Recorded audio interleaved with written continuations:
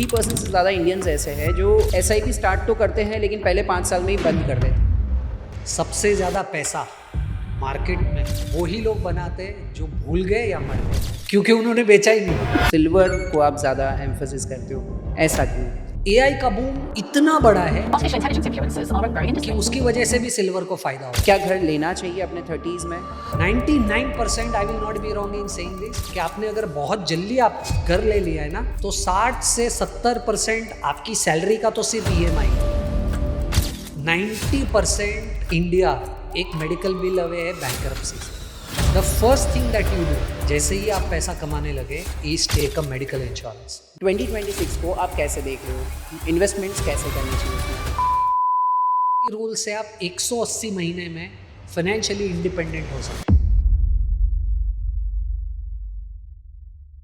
आज के गेस्ट एक फाइनेंस इन्फ्लुएंसर नहीं है, बल्कि एक ऐसी एडुकेटर है जो लोगों को सिखाते हैं कि इन्वेस्टिंग सेंसिबल तरीके से कैसे बनता है। जब पूरा इंडिया इक्विटी रिटर्न्स को चेज कर रहा है, ये बंदा साइलेंटली सब लोग को सिखाता है कि भाई वेल्थ अलोकेशन से बनता है, एक्साइटमेंट से नहीं। डेट्स, गोल्ड, इक्विटी, इन तीनों के साइंस को समझना और तीनों को बैलेंस करना, इनफैक्ट मार्केट के साइकिल को समझना और उससे भी ज्यादा इंपॉर्टेंट अपने बिहेवियर को कंट्रोल कैसे करना, ये कोई यूट्यूब का कोर्स नहीं है, लेकिन ये लाइफ टाइम लर्निंग है। और ये स्किल के सबसे बड़े मेंटोर कीर्तन शाह, जिनके फ्रेमवर्क्स ने लिटरली हजारों लोगों के लाइफ चेंज कर दी है। मिडिल क्लास इंडिया के असली मनी मेंटर, जिनके पावरफुल फ्रेमवर्क्स ने हजारों लोगों की इन्वेस्टिंग गेम को चेंज कर दिया है। तो आज हम उनको वो सवाल पूछने वाले हैं जो हर एक इंडियन के मन में होता है।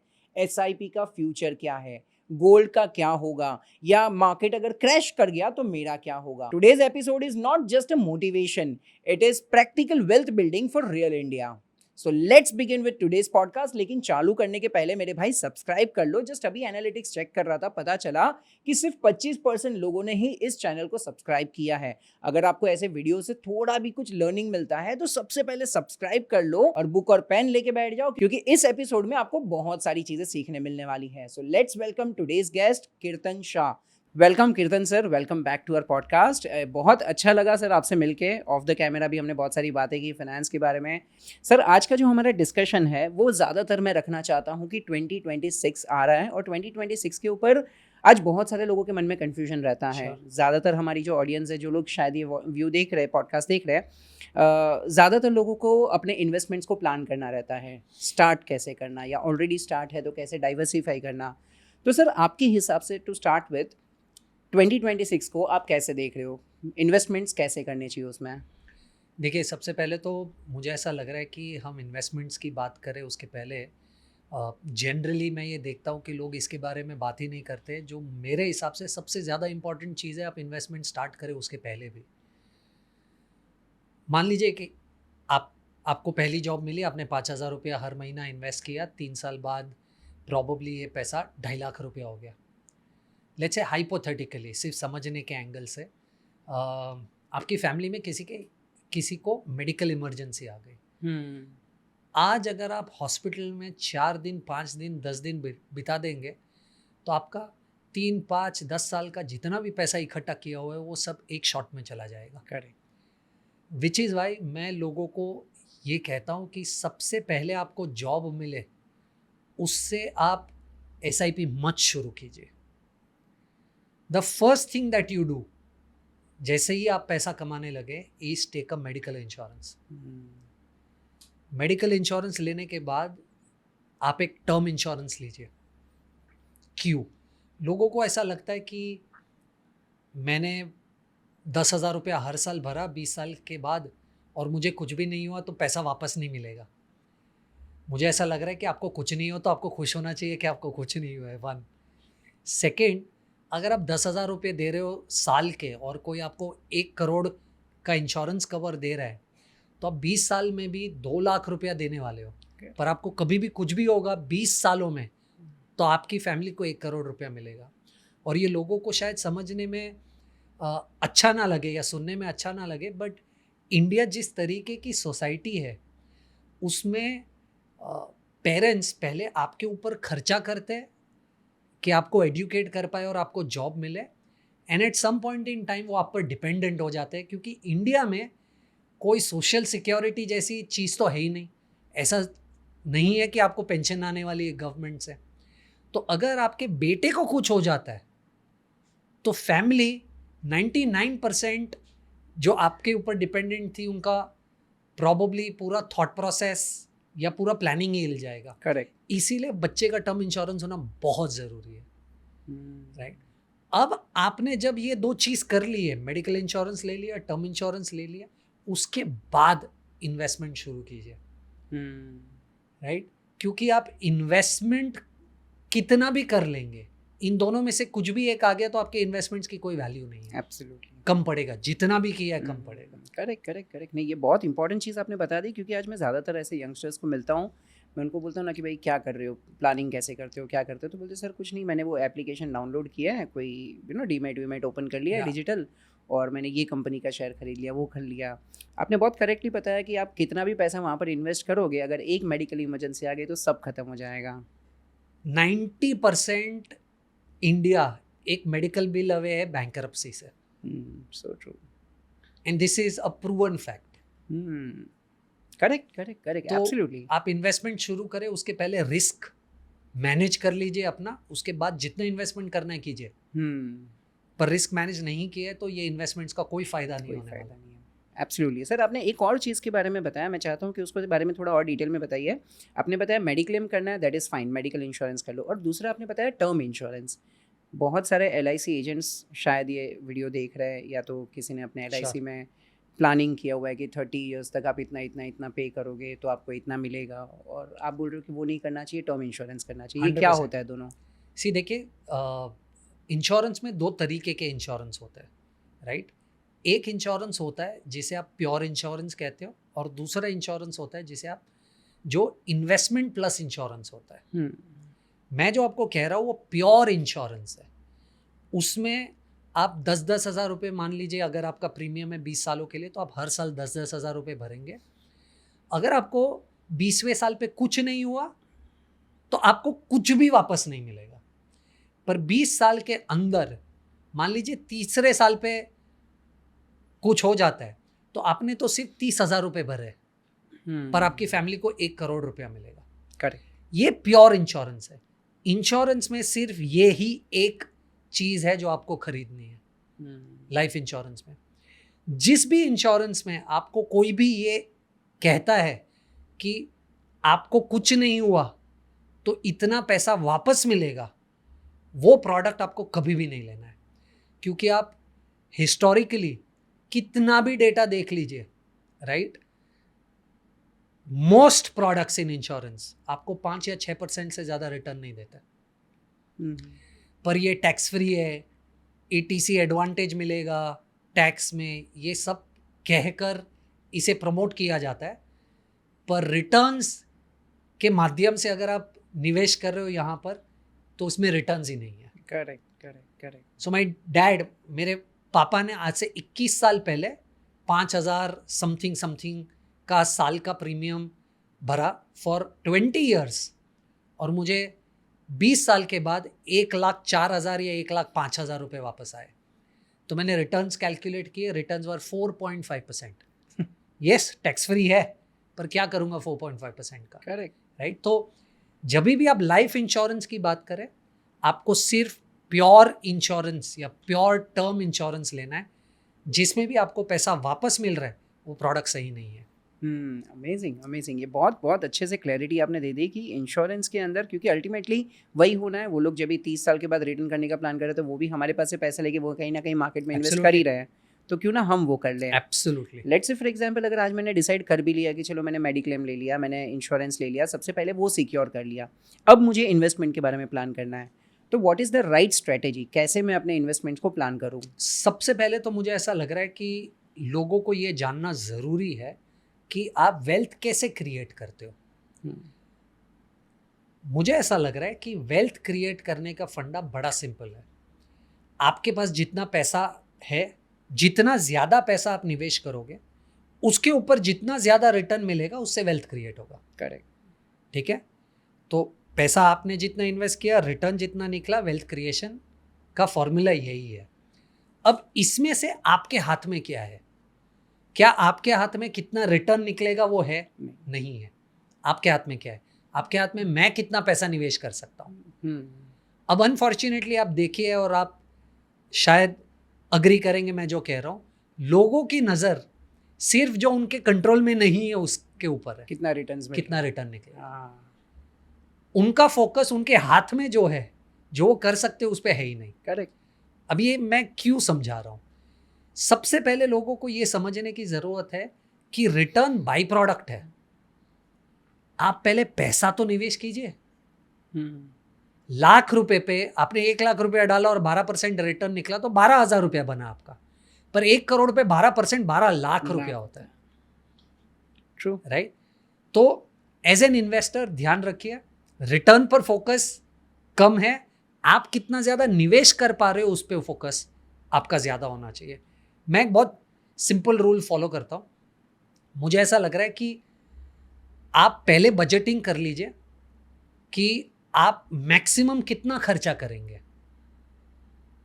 So let's say for example, अगर आप ये सोच कर चले कि मुझे जितनी भी सैलरी मिलेगी उसका 60% मैक्सिमम मैं खर्चा करूंगा और 40% हर महीना सेव करूंगा, राइट?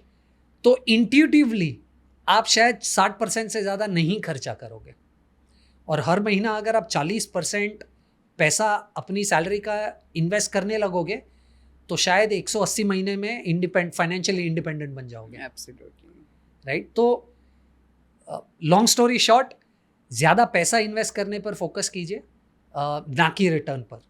अब कहाँ इन्वेस्ट करें?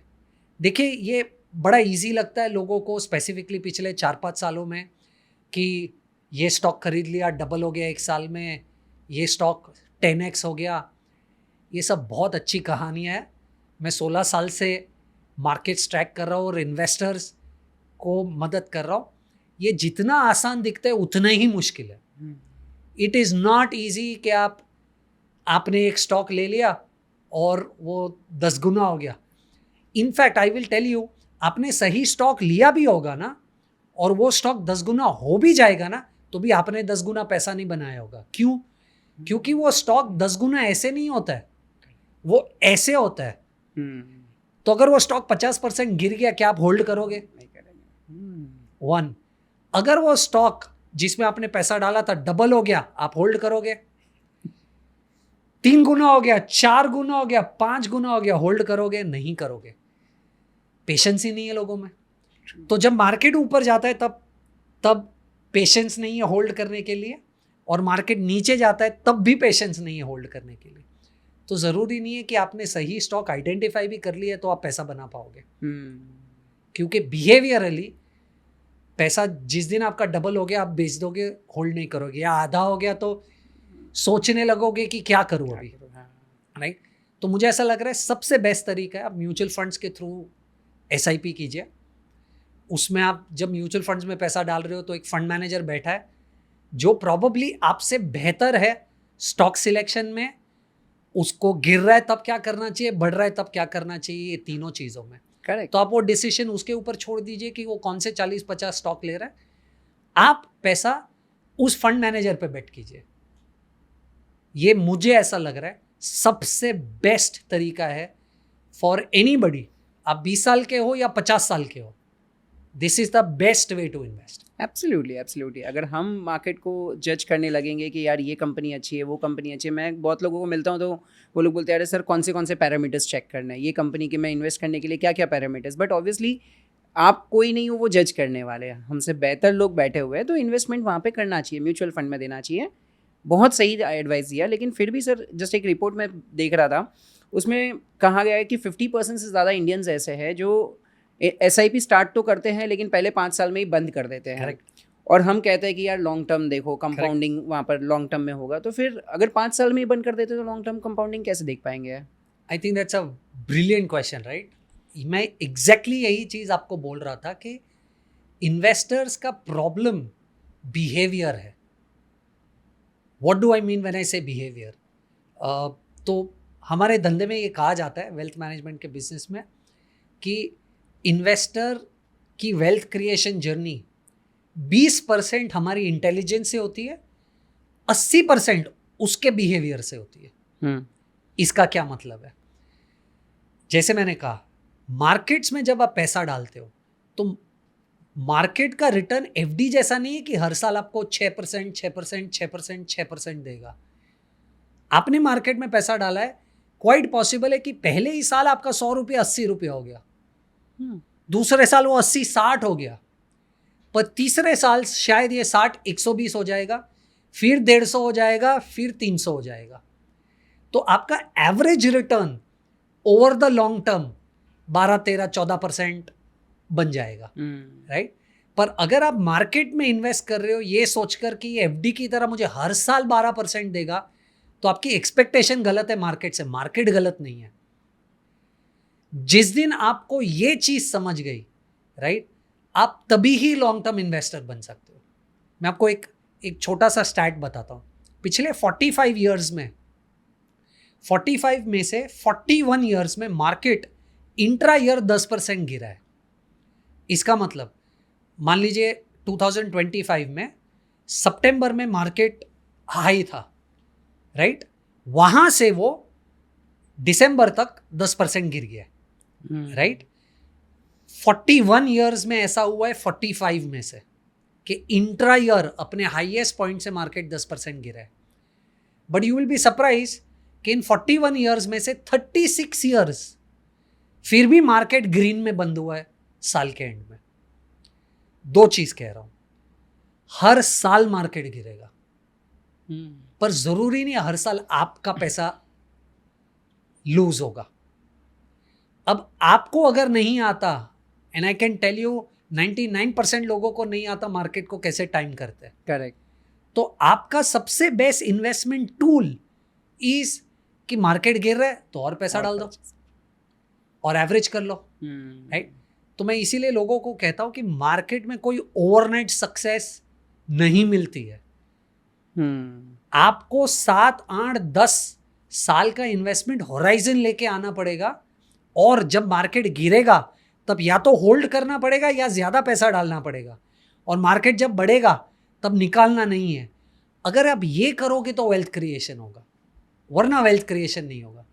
तो लोग क्या करते, फोकस करते 12 की जगह पे 15% रिटर्न कहाँ से आएगा, कौन सी बेस्ट म्यूचुअल फंड स्कीम है। ये दोनों आपके हाथ में नहीं है। आपके हाथ में जितना ज़्यादा पैसा डाल सके उतना डालें, मार्केट गिर रहा है तो और ज़्यादा डालें, नहीं डाल सकते तो होल्ड कीजिए, और ऊपर जा रहा है तो निकालिए मत। करेक्ट। ये 3 चीज़ आपके हाथ में, उस 3 चीज़ पे फोकस करोगे, आई कैन टेल यू आप सबसे बेहतर से बेहतर इन्वेस्टर को बीट कर सकते हो। क्योंकि इन्वेस्टमेंट कम्युनिटी में नॉलेज बहुत लोगों के पास है, बिहेवियर कंट्रोल नहीं है। बहुत डिटेल बात बता दी है सर आपने ये। Absolutely, behaviour is the most important thing, और ये प्रैक्टिकली मेरे साथ भी हुआ है। मतलब मैं जस्ट अभी आप बता रहे थे तभी वही रिकलेक्ट कर रहा था। आई थिंक 2017 की बात है। मैंने एक कोई तो ऐसे ही डीमेट ओपन किया था, और मेरे एक फ्रेंड ने रिकमेंड किया था कोई एक कंपनी का नाम मुझे नहीं पता है, नाम भी भूल गया, लेकिन 350 शेयर्स मैंने खरीदे थे, 7,700 रुपये के टोटल आए थे। मैंने ठीक है उसके अकाउंट में ट्रांसफ़र कर दी, उसने शेयर खरीद लिए, मैं भी भूल गया, वो भी भूल गया।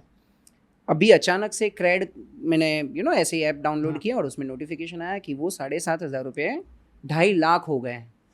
आई वॉज लाइक, अगर मुझे आज से 3 साल पहले ये पता होता तो शायद ये 7,500 का लाख रुपया भी हुआ होता, मैंने निकाल लिया होता। 100% निकाल लिया होता। आज इतने साल में भूल गया, इसीलिए वो इतना बढ़ गया है। इसीलिए ये बहुत फेमसली कहा जाता है कि सबसे ज़्यादा पैसा मार्केट में वही लोग बनाते हैं जो भूल गए या मर गए क्योंकि उन्होंने बेचा ही नहीं है। So true, right. तो आप अगर नहीं बेचोगे तो ही सबसे ज़्यादा पैसा बनता है। और ये मिथ है कि मार्केट मुझे एक्सपेंसिव लग रहा है, आज बेच देता हूँ, नीचे जाएगा तब खरीद लेता हूँ, कोई नहीं कर पाता। हाँ, वो कोई टाइम नहीं कर पाएगा उसे। ग्रेट। सो सर, आपने एक चीज़ अभी जो एग्जांपल में आपने बताया कि आज अगर मैं let's say for example 100 rupees invest कर रहा हूँ, हो सकता है वो नेक्स्ट ईयर 80 हो जाए, हो सकता है वो नेक्स्ट ईयर 60 हो जाए, तो कब तक ऐसे रुकना चाहिए? मतलब कोई ऐसे टेक्निकल कुछ पैरामीटर्स कुछ देखने चाहिए, या बस इन्वेस्ट भरोसा रखो कि वो एक दिन ऊपर जाएगा? सी, आई थिंक बहुत सिंपल है। मैं आपको एक सिंपल मैथ समझाता हूँ कि आपके इक्विटी मार्केट का रिटर्न कितना आएगा, इसका आंसर क्या है।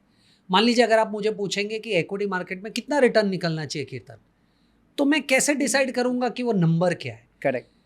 तो उसका मैथ ही है कि आपके कंट्री की जीडीपी जितने से ग्रो होगी प्लस आपकी कंट्री का इन्फ्लेशन जितना होगा, राइट, ये दोनों का addition is the stock market return expectation. तो मान लीजिए अगर आपकी कंट्री 8% से ग्रो हो रही है और आपकी कंट्री में 6% इन्फ्लेशन है, तो ऐसा हमारी फील्ड में कहा जाता है कि आपका एक्सपेक्टेशन 14% के आजू बाजू होना चाहिए इक्विटी मार्केट से निकलेगा, ठीक है। अब इंडिया वर्ल्ड की सबसे फास्टेस्ट ग्रोइंग इकोनॉमी है आज जब हम बात कर रहे हैं, हर साल 7-8% से ग्रो हो रहा है और I will not be surprise कि अगले 20 सालों तक वो 7-8% तक ग्रो होता रहे, क्योंकि चाइना आज भी 4-5% पे ग्रो हो रहा है जबकि वो वर्ल्ड की सेकेंड लार्जेस्ट इकोनॉमी है, राइट। तो मुझे ऐसा नहीं लग रहा है कि अगले 20 सालों तक भी इंडिया को कोई प्रॉब्लम होगा 6-7-8% ग्रो होने पे। इंडिया में इन्फ्लेशन क्या चल रहा है, 4 से 6%, करेक्ट। तो मुझे नहीं लग रहा कि 12% का रिटर्न एक्सपेक्टेशन क्यों नहीं रखना चाहिए आपको मार्केट से। बहुत इजीली पॉसिबल है कि आप 12%, तो अब अगर मैं ये कह रहा हूं कि 20% तक 20 सालों तक आप 12% रिटर्न एक्सपेक्टेशन लेकर चलोगे तो सही है। अब उस कॉन्टेक्स्ट में अगर आप देखें, मुझे ऐसा लग रहा है कि मार्केट जितना ज्यादा गिरेगा उतनी ज्यादा आपके पास अपॉर्चुनिटी है। करेक्ट। एग्जाम्पल 1992 में मार्केट गिरा, 2000 में .com बबल में मार्केट गिरा, 2008 में नीलमन ब्रदर क्राइसिस में मार्केट गिरा, 2013 में ब्रेक्सिट में मार्केट गिरा, 2018 में स्मॉल कैप क्राइसिस में मार्केट गिरा, 2020 में कोविड में मार्केट गिरा। और ये तो सिर्फ मैं बड़े बड़े फॉल्स की बात कर रहा हूँ, मैं छोटे छोटे जो 20% 25% वाले फॉल है उनकी तो बात भी नहीं कर रहा। फिर भी आज मार्केट का रिटर्न 14 से 16% है 45 ईयर्स। तो मार्केट गिरना, राइट, वो एक फीचर है, बग नहीं है। वो गिरेगा ही, उसका काम ही है गिरना, राइट। पर अगर आपको ये क्लैरिटी है कि अगर पिछले 45 सालों में हर साल मार्केट गिरे, राइट, और आगे भी गिरेगा, पर अगर इंडिया की जीडीपी 8% से ग्रो हो रही है और इन्फ्लेशन 4 से 6% है, तो 12% रिटर्न निकलना ही है। अगर ये कॉन्सेप्ट आपको समझ गया तो शायद जब मार्केट 40% गिरेगा ना, तब आप ये नहीं सोचोगे कि मेरे एग्जिस्टिंग पे कितना लॉस हो रहा है, आप सोचोगे कि मुझे नया माल 40% डिस्काउंट पे मिल रहा है, ज्यादा खरीदता हूं। तो आई थिंक मुझे ऐसा लग रहा है कि इस तरीके से आपको मार्केट के बारे में सोचना चाहिए। तो मार्केट में ये गिरावट नॉर्मल है, राइट। तो मुझे नहीं लगता है कि आपको उससे डरना चाहिए। बाकी मुझे ऐसा लग रहा है ये बहुत बड़ी अपॉर्चुनिटी है कि मार्केट गिर रहा है, मुझे डिस्काउंट में मिल रहा है तो खरीद लेता हूँ। क्योंकि लोग जब शॉपिंग जाते हैं, राइट, तो यही सोचते ना कि सेल चल रहा है तो आज खरीदूं। करेक्ट। तो जब स्टॉक मार्केट में सेल चल रहा है तो आप क्यों नहीं खरीदते, तब आप डर जाते हो।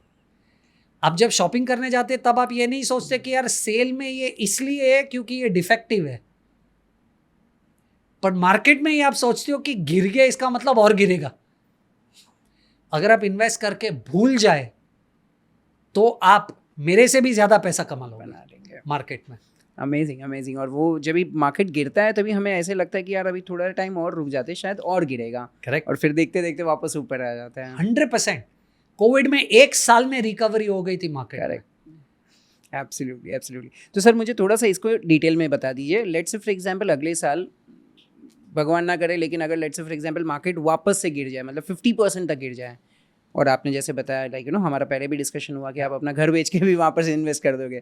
So like let's say for example ऐसा कुछ हो जाता है तो आपका स्टेप बाय स्टेप क्या प्रोसेस होगा और क्या करना चाहिए लोगों को? स्टेप 1, आपको ये डरना नहीं है कि मेरा एग्जिस्टिंग पोर्टफोलियो कितना गिर गया, क्योंकि जैसे मैंने कहा ये मार्केट का नेचर है, इसीलिए वो एफडी से दुगना रिटर्न देता है। करेक्ट। अगर ये गिरावट या वॉलेटिलिटी नहीं होती तो एफडी जितना ही रिटर्न मिलता ना आपको। तो ये उसका फीचर है, ये उसका नेचर है, ये गिरेगा ही।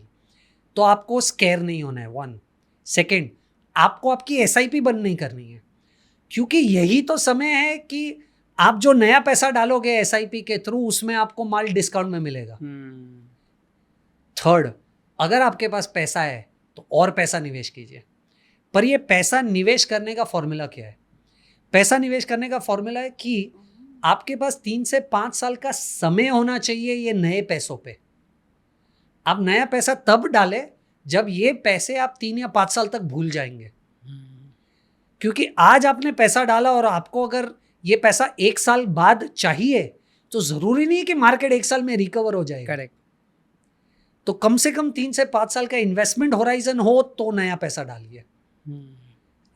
तो ये 3 स्टेप्स तो मुझे ऐसा लग रहा है सैक्रोसेंट है, यानी आप इसे नहीं अवॉइड कर सकते। पहला, एग्जिस्टिंग इन्वेस्टमेंट्स मत बेचिए। दूसरा, एसआईपी मत स्टॉप कीजिए। और तीसरा, इंपॉर्टेंटली, आपके पास पैसा है जो आप 5 साल तक भूल सकते हो तो और पैसा लगाइए। Super super great. तो सर अभी चलो, मैं तो कन्विंस हो गया कि हाँ। इन्वेस्टमेंट करना चाहिए, म्यूचुअल फंड के थ्रू जाना चाहिए। उसमें भी बहुत सारे ऑप्शंस होते हैं, क्योंकि अगर आज मैं चलो किसी फंड मैनेजर के साथ बात करूं कि भाई मेरे पास इतना इतना अमाउंट है और मैं लमसम या तो एसआईपी या किसी भी तरीके से इन्वेस्ट करना चाहता हूं, तो उसमें बहुत सारे फंड्स होते हैं, डेट्स होते हैं, there are equity, there are so many funds like mid cap, small cap. तो उसे कैसे आइडेंटिफाई करें और मेरे लिए कौन सा बेटर होगा? मैं एक जस्ट आइडियल एक व्यूअर्स के लिए एक पर्सोना आपके लिए बना देता हूँ। लेट्स से फॉर एग्जांपल, अगर कोई पर्सन है 25 ईयर्स का एज है और महीने का 20-25 हज़ार रुपये के आसपास वो इन्वेस्ट करने के लिए रेडी है, तो उसे क्या सिलेक्ट करना चाहिए, कैसे सिलेक्ट करना चाहिए?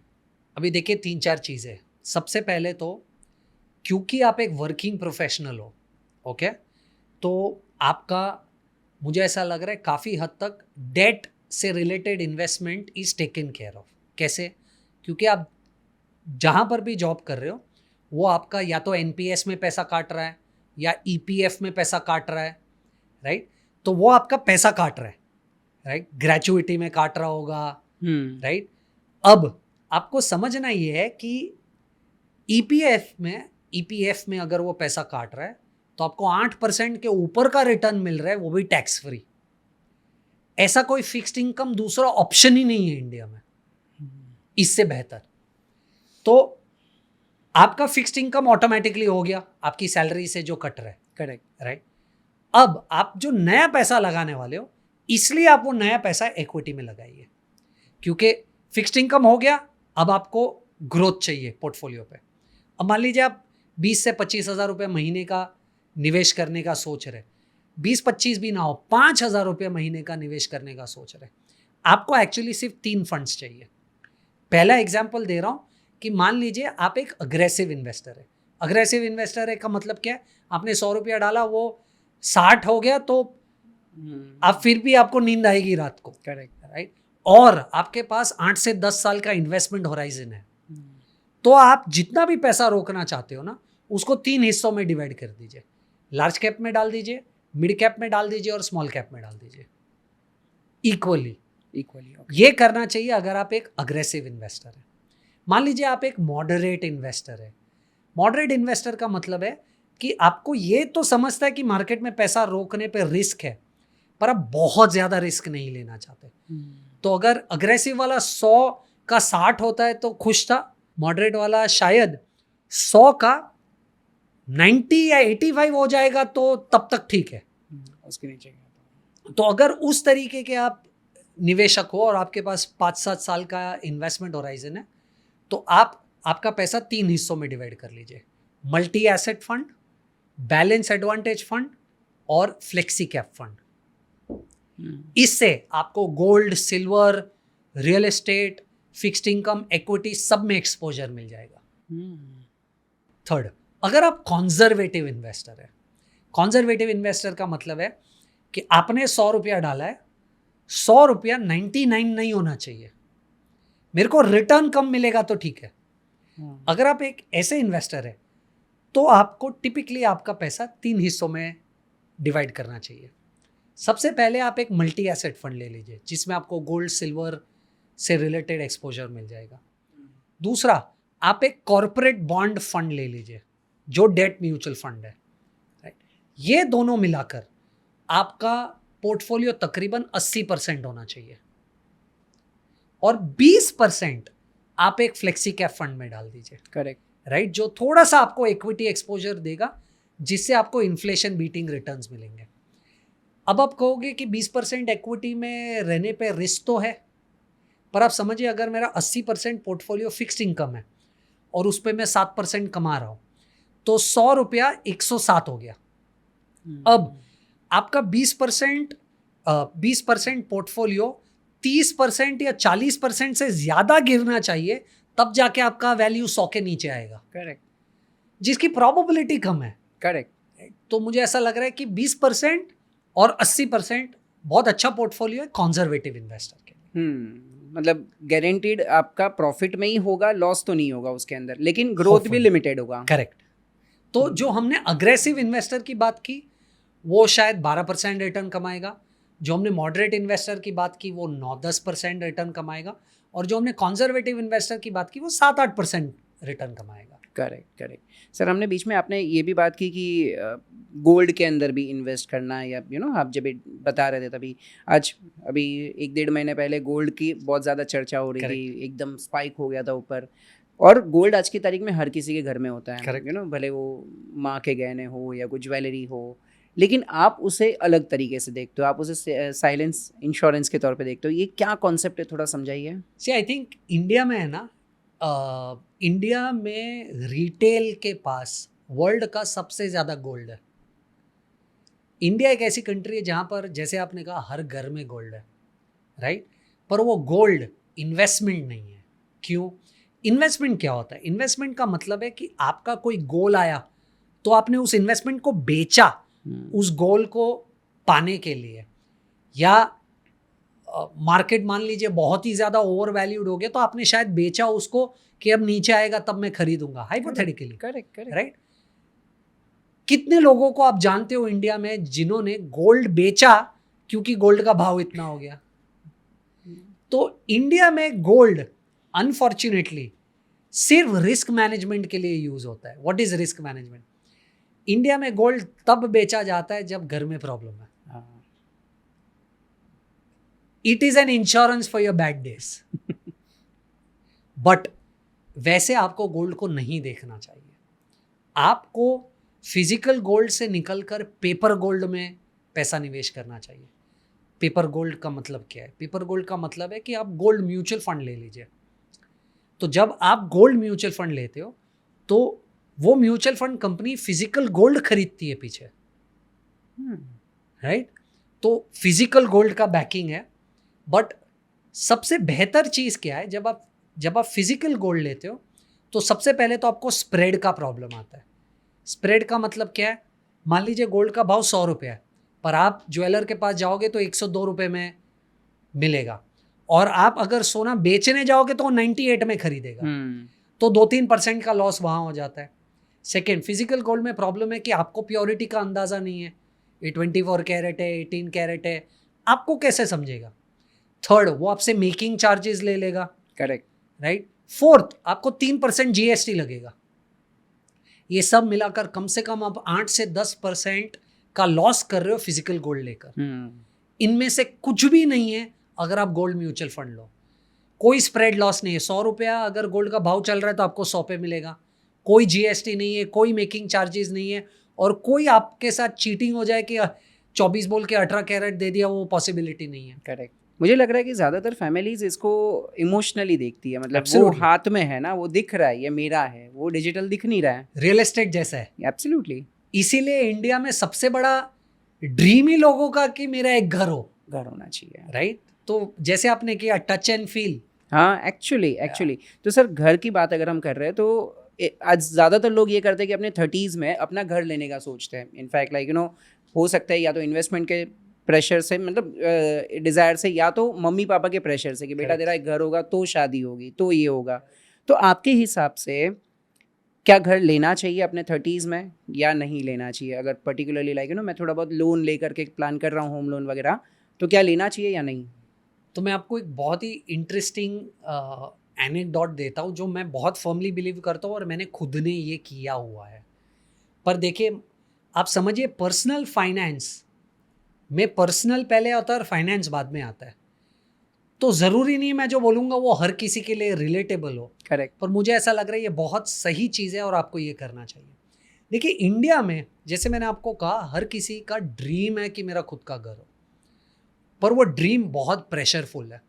मान लीजिए आप 25 साल के हैं, आपने घर खरीद लिया, ईएमआई स्टार्ट हो गई, ठीक है, क्या आप बॉम्बे की जगह पे आपको गुड़गांव में अच्छी जॉब मिली तो जा पाओगे? तो आप जब बहुत जल्दी घर ले लेते हो तो आपकी फ्लेक्सिबिलिटी, मोबिलिटी किल हो जाती है। तो मुझे ऐसा लग रहा है तो आपको क्या करना चाहिए, जैसे ही आपको जॉब लगे और आपका insurances are taken care of, जो हम बात कर रहे थे, आप एक एसआईपी शुरू कीजिए और उस एसआईपी को इतना कंटिन्यू कीजिए कि आप 30 से 50% घर का डाउन पेमेंट भर पाए।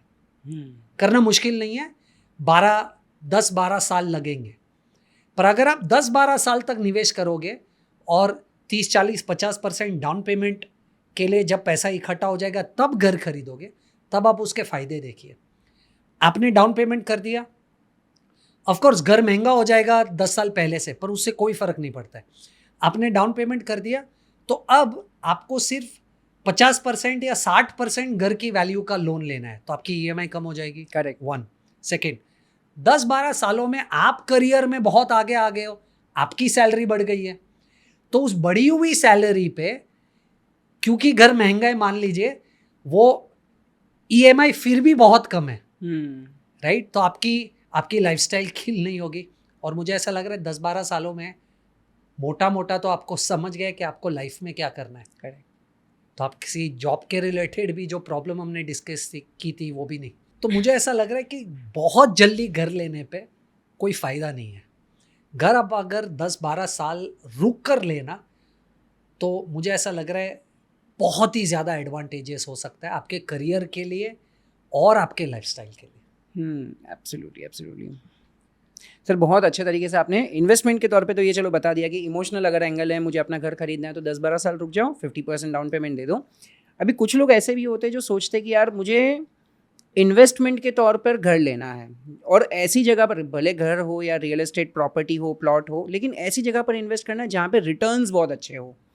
आज बहुत सारे ऐसे फैंसी एडवर्टाइजमेंट्स हमारे सामने आते हैं कि भाई आप ये डेवलप्ड सिटी आ रहा है, अगर मैं नाम ले लूँ तो धुलेरा आजकल बहुत ज़्यादा पॉपुलर हो रहा है कि आप यहाँ पर प्लॉट ले लो, 10 साल के पहले इतना था, अभी इतना है, अगले साल इतना होने वाला है। तो what should we do as a investor? मतलब क्या मुझे वो प्लॉट में इन्वेस्ट करना चाहिए या मैं घर के लिए ही देखूँ? ऑनेस्टली मुझे ऐसा लग रहा है कि घर रहने के लिए ठीक है, उसके अलावा इन्वेस्टमेंट्स के लिए बहुत ही नॉट सो ग्रेट इन्वेस्टमेंट है। मैं आपको समझाता हूँ क्यों। सबसे पहले तो इंडिया में लोगों को ये एक बहुत बड़ी प्रॉब्लम है कि वो रियल एस्टेट को रिटर्न्स में कैलकुलेट नहीं करते, पर कितना गुना हो गया वो करते हैं। आप रिलेट करेंगे मैं जिससे जो कहूँगा। जनरली लोग इंडिया में ये कहेंगे कि मैंने 1 करोड़ का घर लिया था, देख 10 साल में 2 करोड़ हो गया, डबल हो गया। ये नहीं उनको समझेगा कि 10 साल में डबल हुआ है तो रिटर्न शायद 6% है। इसीलिए रियल एस्टेट इन्वेस्टर्स को अनफॉर्चुनेटली रिटर्न्स नहीं समझते एक्चुअल। मैं आपको एक आरबीआई का डेटा कोट करता हूँ। पिछले 10 साल में आरबीआई ये कह रहा है कि इंडिया में रियल एस्टेट ने एवरेज, पूरे इंडिया का एवरेज मिलाकर रियल एस्टेट ने 6% रिटर्न दिया है। ओके, अब मान लीजिए आपने घर में, आपने एक रियल एस्टेट में इन्वेस्ट किया, वो 6% से ग्रो हो रहा है। अब आप कहोगे कि यार सिर्फ ये थोड़ी है, रेंट भी तो मिलता है। अब मैं आपको रेंट की स्टोरी समझाता हूँ। अगर आप बॉम्बे, गुड़गांव, बैंगलोर के कुछ स्पेसिफिक एरियाज को छोड़ दे, उसके अलावा रेंटल यील्ड कंट्री में 2 या 3% मैक्सिमम है रेसिडेंशियल रियल एस्टेट पे। इसका क्या मतलब है? 1 करोड़ का घर पे 2% रेंटल यील्ड, 2% रेंटल यील्ड का मतलब है 1 करोड़ पे मुझे 2 लाख रुपया साल का रेंट आएगा या 3 लाख रुपया रेंट आएगा मैक्सिमम।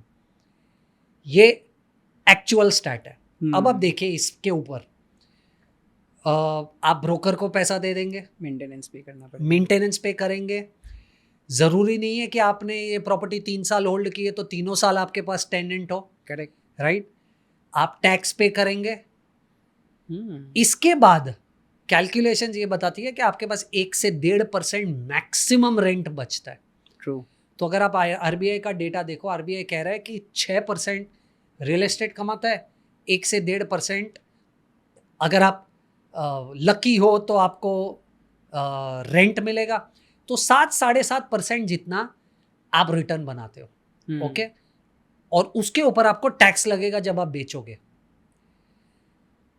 अब ये रिटर्न प्रोपोजिशन है, तो सामने आप रिस्क समझिए। टिकट साइज बहुत बड़ा है, करेक्ट, राइट? लिक्विडिटी नहीं है।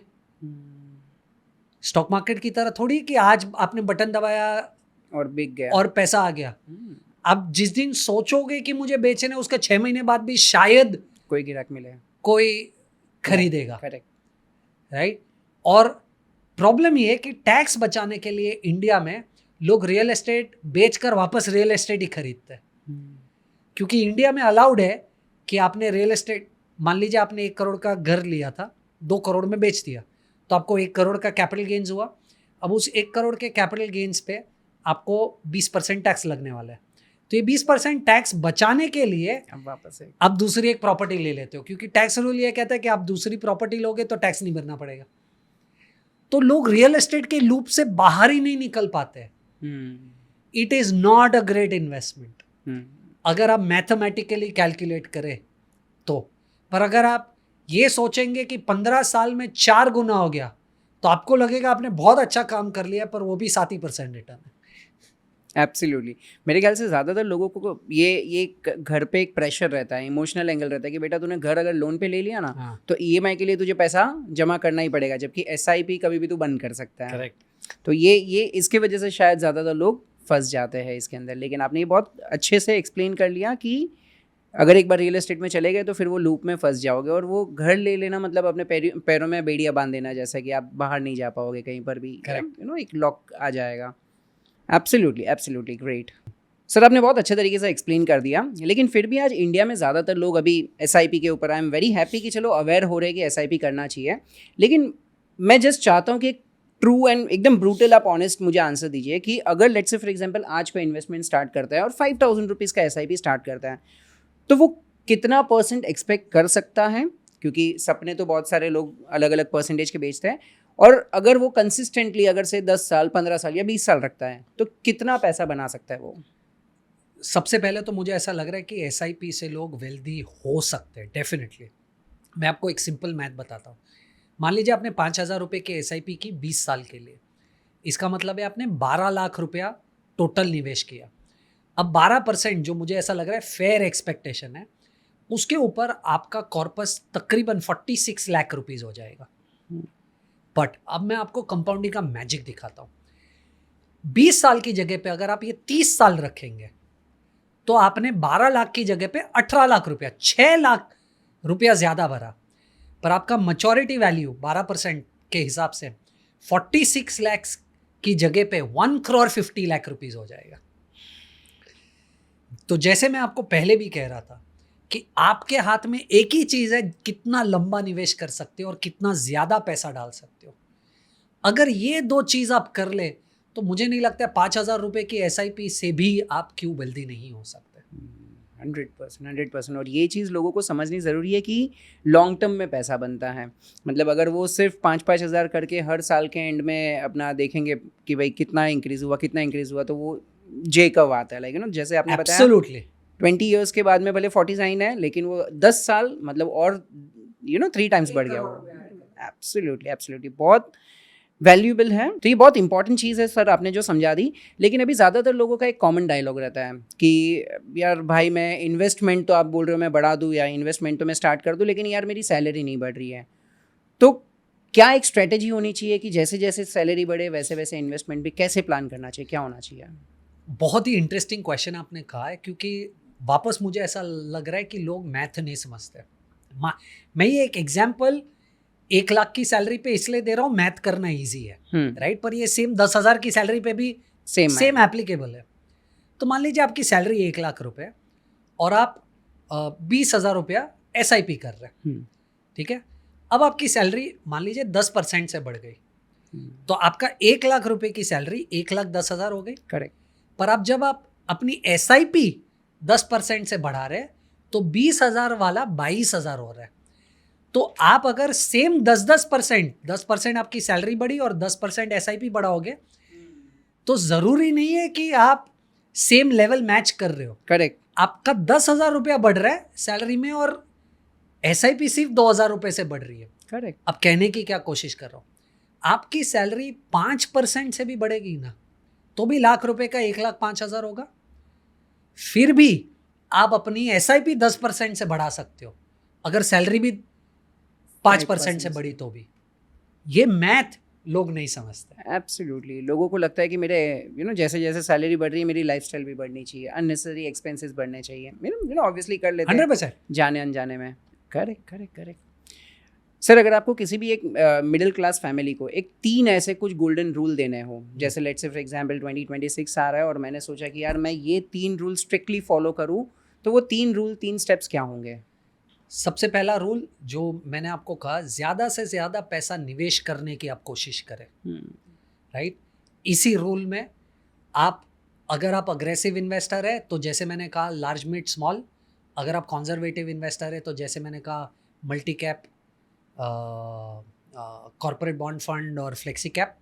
तो उस तरीके से ज़्यादा पैसा आप जिस तरीके के इन्वेस्टर हो उसमें पैसा निवेश कीजिए। 1 सेकेंड, पिछले साल का रिटर्न देखकर आगे वाले साल में निवेश ना करें।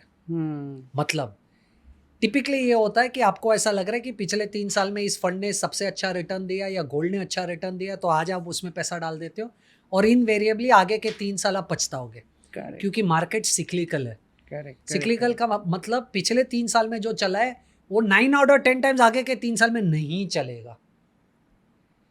और तीसरा सबसे इंपॉर्टेंट, क्योंकि 2026 की बात करें, ज़रूरी नहीं है कि यहाँ से मार्केट फ्लाई ऑफ हो जाए।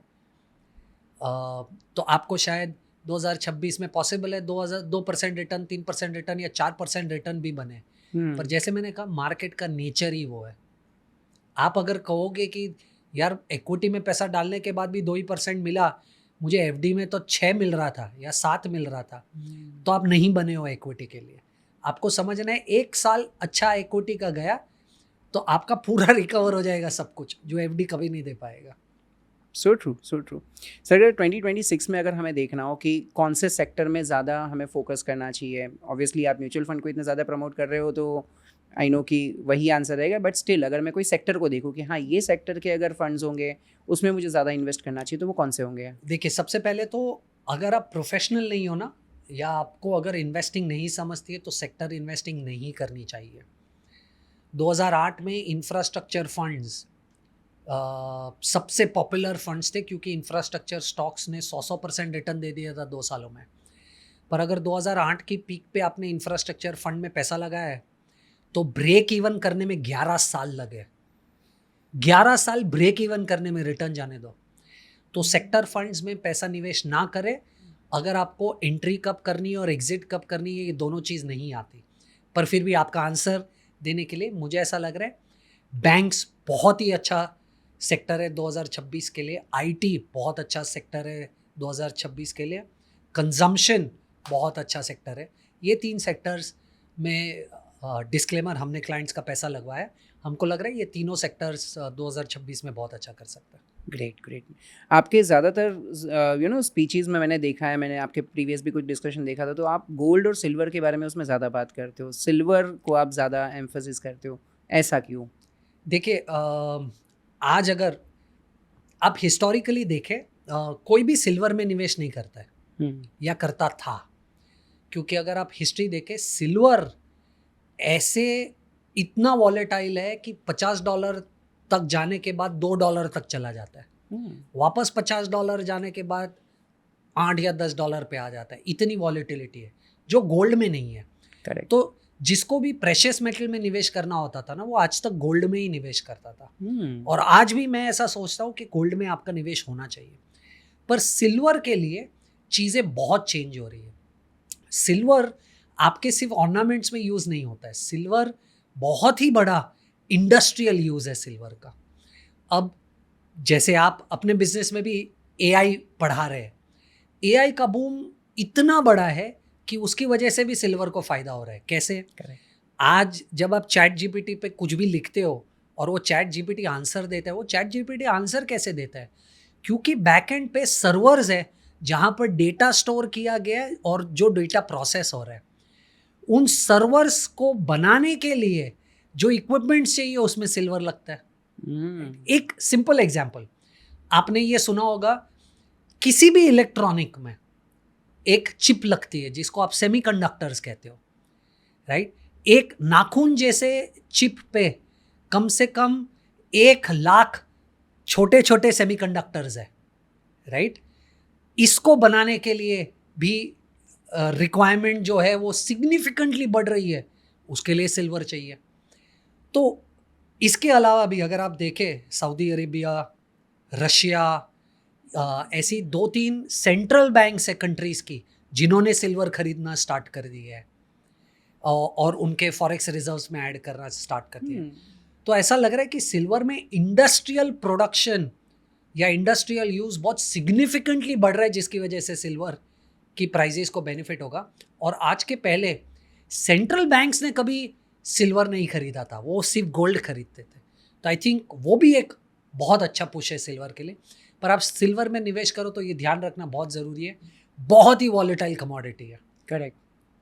तो यू शुड बी प्रिपेयर्ड कि जितना आपका ऊपर का एक्सपेक्टेशन है उतना ही नीचे भी जा सकता है। एब्सोल्युटली सर, आपकी बातों से कहीं ना कहीं मुझे लग रहा है कि आप मार्केट्स को बहुत अच्छे तरीके से स्टडी करते हो, कौन से कंट्री में कहाँ हो रहा है, क्या इन्वेस्ट हो रहा है, कैसे कर रहे हो। इनफैक्ट आपका तो प्रोफेशन ही वो है, आप थाउजेंड्स ऑफ करोड़ का इन्वेस्टमेंट लोगों का करवा रहे हो। तो मैं जस्ट जानना चाहता हूँ कि लेट्स से फॉर एग्जांपल आप जब रिसर्च करने बैठते हो या आप कोई न्यूज़ देखने बैठते हो तो कौन से सोर्स पे सबसे ज़्यादा बिलीव करते हो? क्योंकि मार्केट में तो बहुत सारे स्पेकुलेशंस भी चलते रहते हैं, तो how do you research? See, I will tell you one very interesting thing. मैं कैसे रिसर्च कर रहा हूँ वो शायद बहुत सारे लोगों के लिए सुनने में अच्छा लगे पर प्रैक्टिकल नहीं है, क्योंकि हम लोग तो पेड टूल्स यूज़ करते हैं, ब्लूमबर्ग, रूटर्स, वो सब। But I will give you an answer जो हमें सुनने वाला भी यूज़ कर सकता है।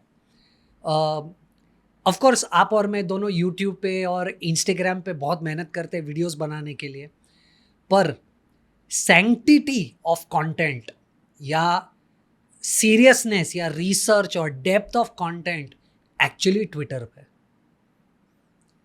तो अगर आप ट्विटर पे अच्छे अच्छे लोगों को फॉलो करें, अभी आप पूछोगे कि मुझे कैसे पता चलेगा कौन अच्छा है?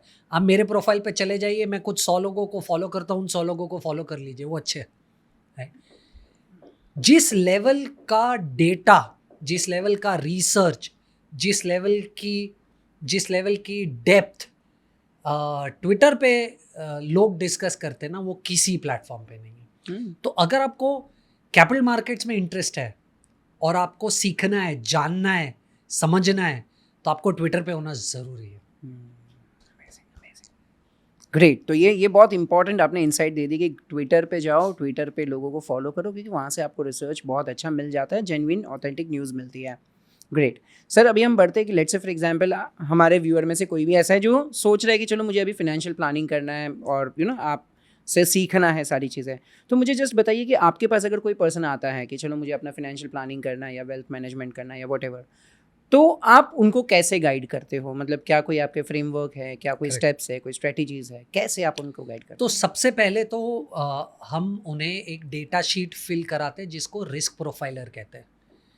तो उसमें हम कुछ क्वेश्चंस पूछते हैं, मल्टीपल चॉइस क्वेश्चन आंसर होते हैं, वो जो टिक करते हैं उसके बेसिस पे हमें समझता है कि इनका रिस्क प्रोफाइल क्या है, क्या ये अग्रेसिव है, क्या ये मॉडरेट है, क्या ये कॉन्जर्वेटिव है। उसके बाद हम उन्हें एक डेटा कलेक्शन शीट देते हैं, डेटा कलेक्शन शीट जिसमें हमें मैक्रो लेवल पे उनके बारे में सब जानकारी मिल जाती है, जैसे उनके गोल्स क्या है, कितना पैसा कमाते हैं, कितना खर्चा करते हैं, कहाँ कहाँ पर निवेश किया हुआ है, कौन कौन डिपेंडेंट है, क्या इंश्योरेंस है उनके पास। ये जानने के बाद राइट फिर हम गोल बेस्ड इन्वेस्टिंग करते हैं इनके लिए। अब गोल बेस्ड इन्वेस्टिंग क्या होता है? मान लीजिए मैं एक अग्रेसिव इन्वेस्टर हूँ, इसका मतलब मैं ज़्यादा से ज़्यादा पैसा इक्विटी में रखूँगा, करेक्ट राइट। पर मान लीजिए मेरा गोल 1 साल के बाद है, तो मैं पैसा इक्विटी में नहीं रख सकता, तो मुझे फिक्स्ड इनकम में रखना पड़ेगा। तो पहले हमने उसका नेचर जाना, वो अग्रेसिव है या नहीं, फिर हमने उसका गोल जाना, और फिर उसके बेसिस पे हमने डिसाइड किया कि ये पैसा कहाँ निवेश होना चाहिए, right? So that's our standard process. One solution fit to all नहीं है, हर किसी की रिक्वायरमेंट अलग है, हर कोई इंडिविजुअल अलग है, और इसीलिए हर किसी को जो हम निवेश कहते हैं वो भी अलग है। अमेजिंग। आपके कुछ प्रीवियस पॉडकास्ट में मैंने सुना था वो वेल्थ पिरामिड्स या ऐसा कुछ आप एक्सप्लेन करते हो, वो क्या होता है एग्जैक्टली?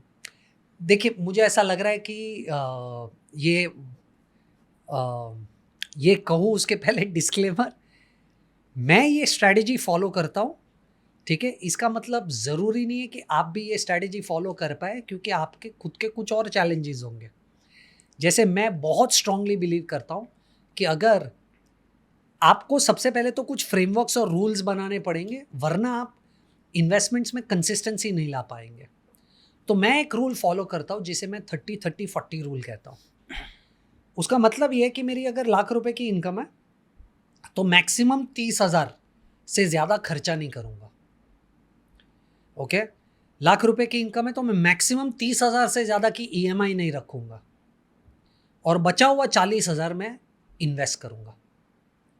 अब मान लीजिए किसी के पास EMI है ही नहीं क्योंकि वो फादर के घर पे रह रहे, तो वो तो 70% तक पैसा निवेश कर सकते हैं हर महीना। और किसी का ये सिचुएशन भी हो सकता है कि वो कहेगा यार मैं जिस घर में रह रहा हूँ वो 30% में EMI नहीं होता है बॉस, तो वो आपको इंडिविजुअलिस्टिकली थोड़ा सा ऊपर नीचे करना पड़ेगा। बट द पॉइंट इज कि अगर आप 30-30-40 ये रूल फॉलो करें, 180 महीने में आप फाइनेंशियली इंडिपेंडेंट हो जाओगे। इसका मतलब कि आप जो 30% खर्चा कर रहे हो लाख रुपए की सैलरी पे, 30,000 रुपये महीने का आपका जो खर्चा है, अगर उसको मैं 6% इन्फ्लेशन से बढ़ा दूँ 15 सालों के लिए या 180 महीने के लिए, तो जितना पैसा भी आ जाएगा, मान लीजिए वो आ गया महीने का 2 लाख रुपया हाइपोथेटिकली, और अगर आप जो 40,000 इन्वेस्ट कर रहे हो वो अगर 15 साल तक इन्वेस्टेड रहे, तो आपके पास इतना कॉर्पस बन जाएगा कि उस कॉर्पस को अगर आप 4% पे निवेश करोगे ना, तो भी आपको लाइफ लॉन्ग उतना पैसा मिलते रहेगा। तो 30-30-40 रूल से आप 180 महीने में फाइनेंशियली इंडिपेंडेंट हो सकते हो।